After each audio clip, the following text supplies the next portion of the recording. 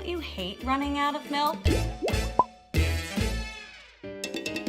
Hi, I'm Miss Pillows here for you and your tatas. Today, we're talking about your milk supply. No, not the stuff you buy at the store. We're talking about these udders when you're nursing. Either they're dry as a bone or they're bursting at the seams. So how do we keep an eye on our own supply? True or false, smaller breasts create less milk? False. But I've learned that. It's not true. I'm gonna guess that's false. You are correct.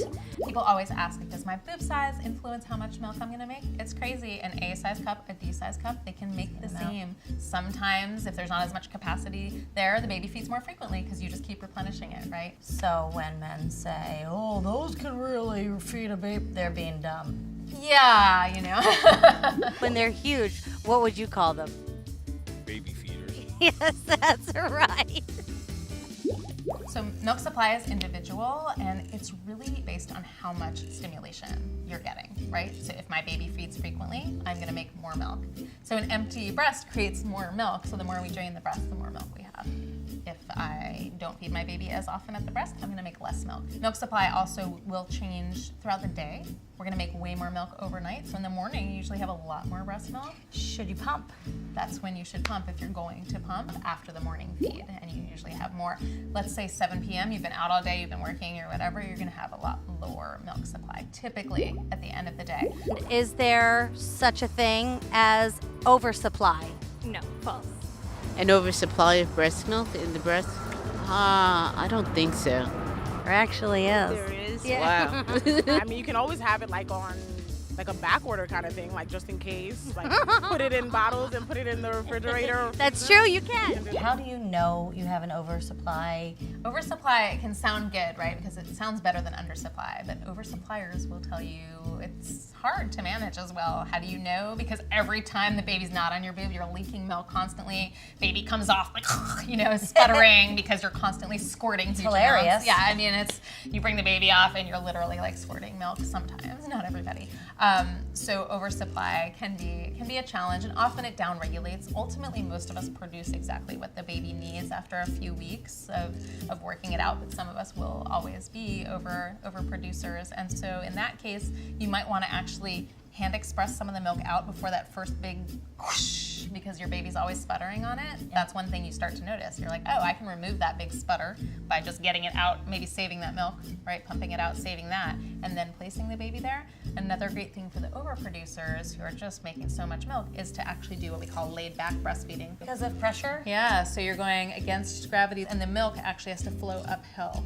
And it helps slow it down a little bit, and the baby has a little more control. How many times do you have to feed a baby per day? All the time. I wasn't an investment banker, so I was around. Breastfeeding per day, I would say 6 times a day. You're not that far off. It's actually 8 to 12. Wow, that's a lot. As long as the baby's hungry, feed the baby. It's all about the baby It's all and the about- mother. The mother also. You can tell that these women are very seasoned. How much water should you be drinking if you're a breastfeeding mom? You should be drinking to thirst. We don't want to overhydrate because you can become a little swollen when you overhydrate, and then things don't work as optimally. So you don't want to like force it, but you'll tend to be more thirsty when you're breastfeeding, and just being mindful that you are sipping on fluids, and great fluids are like a coconut water.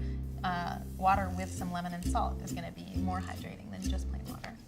Water with lemon and salt. Yeah, you know, like a little electrolytes, a little salt. Is there anything you can do, eat, or drink that can increase your milk supply? So, you know, first, when you're trying to build milk supply, you really do want to see a lactation consultant. Make sure that you're latching properly. Make sure that you're feeding the baby frequently enough, because that's what really builds supply. But if you feel like, no, I'm breastfeeding all the time, but I don't have enough milk supply, one of the great things you can eat is a bone broth. Actually, if you're not a vegetarian, has a lot of rich minerals and fluids. And there's all the other galactagogues, they're called. You'll hear about different mother's milk tea and bars and various things. And I always say, make sure you're latching well and frequently, and then you can use those possibly. People say, oh, breastfeeding should be really easy and natural. And it's not. Not always, no. There you have it. Supply, demand, our boobs are amazing entrepreneurs. You may have some control over your supply, but don't listen to any weird myths that might mess with your health. No matter what, breastfed, bottle-fed, fed is best. I'm Miss Pillows, here with self-care for growing a pair. Ta-tas for now.